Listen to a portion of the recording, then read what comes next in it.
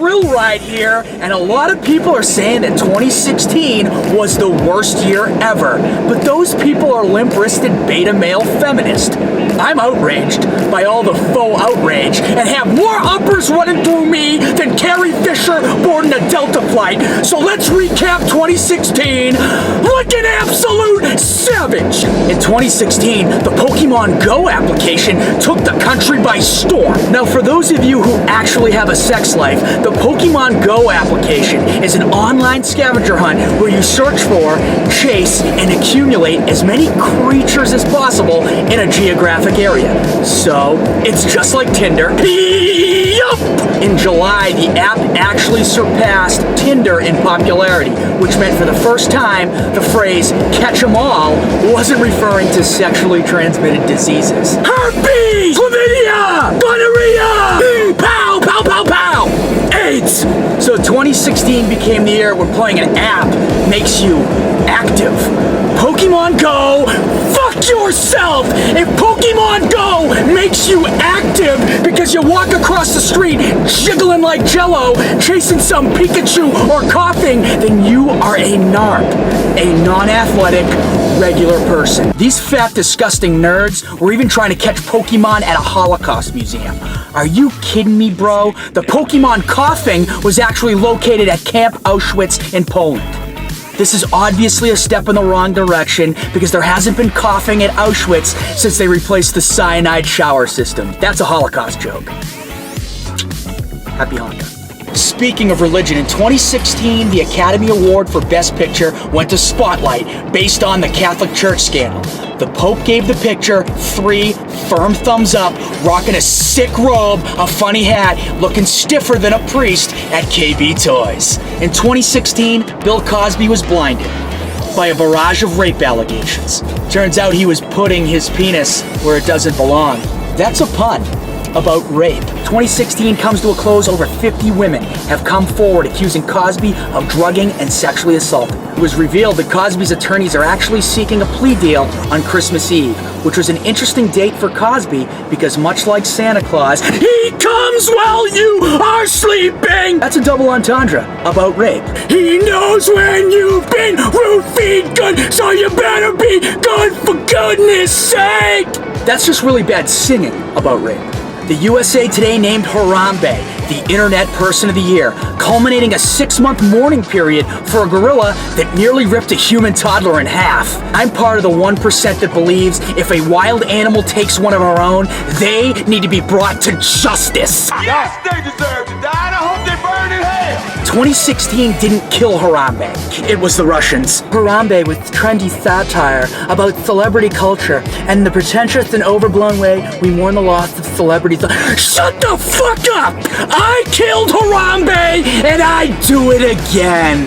2016 pro wrestling kayfabe died forever when the immortal Hulk Hogan dropped the leg on Gawker to win a $100 million lawsuit. Gawker was sued for leaking a sex tape where the Hulkster made Bubba the Love Sponge cuckold harder than Macho Man when he joined the Mega Powers. Those eyes! Lost Elizabeth. You understand that? You got my face! You got lust for Elizabeth right there! Before the trial, Hulk Hogan not only claimed to have 24-inch pythons, but a 10-inch anaconda in his trunks, which totally explains why his patented leg drop was so devastating. You were discussing the length of your penis on Bubba's radio program.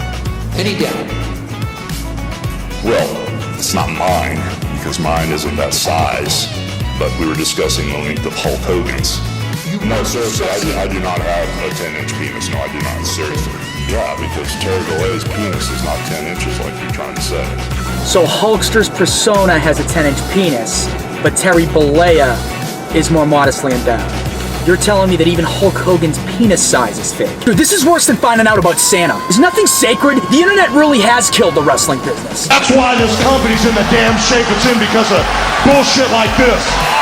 2016 sucked. Full House returned. Giant pandas are no longer endangered. Chad was amazing in The Bachelorette. And the Cubbies won the World Series. Cue the Goosies. Here's the 0-1. This is going to be a tough play. The Cubs win the World Series. Brian makes the play. It's over. And the Cubs have finally won it all. In 2016, Roger Goodell was vindicated, and Tom Brady served his 4-game suspension. He's returned and has hit the field harder than Josh Brown hits his wife. Meanwhile, civil rights icon Colin Kaepernick checked into the race pimp industrial complex, kneeling before games as Tom Brady has been kneeling at the end of them. MVP! Let's do something productive that unites us, like talking politics on social media. In 2016, Donald Trump won the presidential election. Yes, the real estate mogul, reality show billionaire turned pussy-grabbing demagogue That is absolute wrong.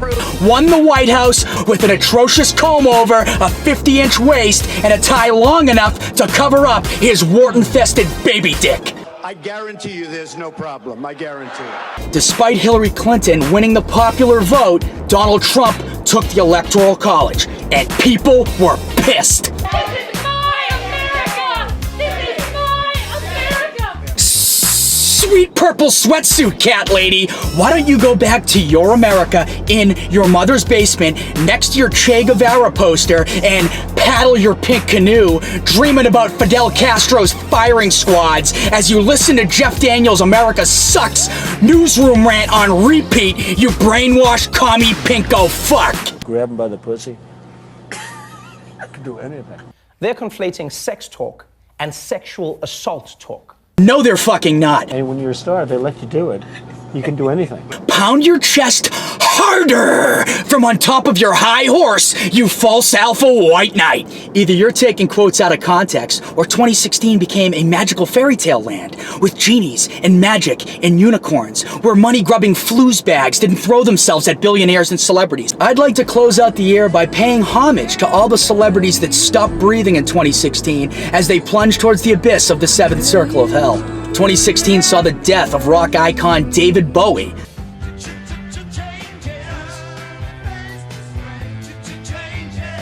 Bowie will always be remembered for Changes, Let's Dance, and Blowing Mick Jagger.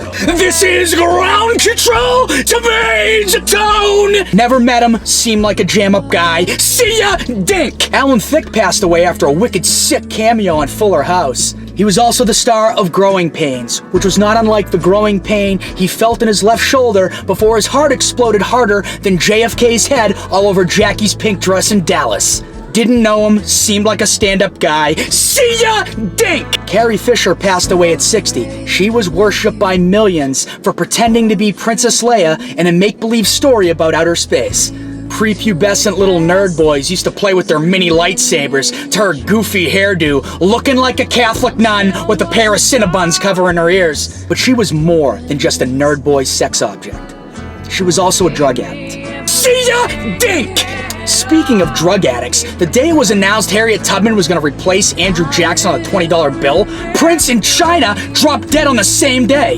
Somewhere China is press slamming Prince on top of a little red Corvette as they roll up Harriet Tubman 20s, sniffing coke on the set of a bad porno, as China tries to figure out what bathroom to enter because she doesn't know what gender she identifies as. See ya, dink! 2016 was a deadly year in Florida as Hurricane Matthew hit the coast of Florida harder than Jose Fernandez after a drunken coke binge. See ya, dink! Muhammad Ali, yup! Gene Wilder, yup! Arnold Palmer, yup! Betty White outlived all you bitches. See ya, dink! 2016 was the worst year ever for those who allowed things that don't affect their lives to negatively affect their self-important lives.